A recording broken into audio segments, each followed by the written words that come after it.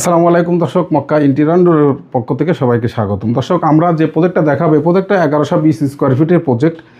যেটা আমরা যেখানে অবস্থান করছি সেটা হচ্ছে মোহাম্মদপুর সিটি হাউজিংয়ের মধ্যে এই ফ্ল্যাটের যিনি অনার ভাইজানের নাম আলম সাহেব।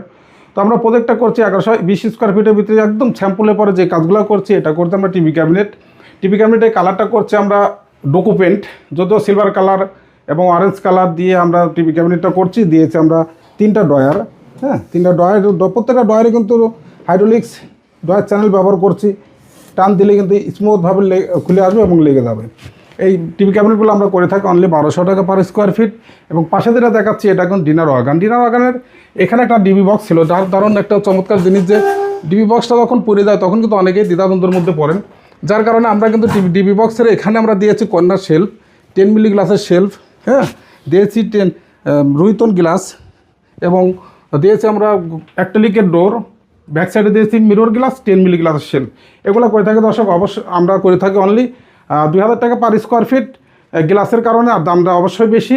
এবং আমরা পুরো ফ্ল্যাটের যে পেনগুলো দেখতেছেন লাক্সারিয়াস পেনগুলো ব্যবহার করছি এবং ড্রপ সিলিংগুলো করছি। দেখেন ড্রপ সিলিংগুলো আমরা করছি পাটেক্সের যে প্লেন বোর্ড 12 মিলি এই বোর্ড দিয়ে, এবং বার্জার কোম্পানির পেনগুলো করছি। তো সম্পদ দেওয়া নাম্বারে আপনি যোগাযোগ করতে পারেন। দেশ প্রবাসে যেখান থেকে আমার ভিডিওটা দেখছেন সবাই ভালো থাকবেন। আসসালামু আলাইকুম ওয়া রাহমাতুল্লাহি ওয়া বারাকাতুহু।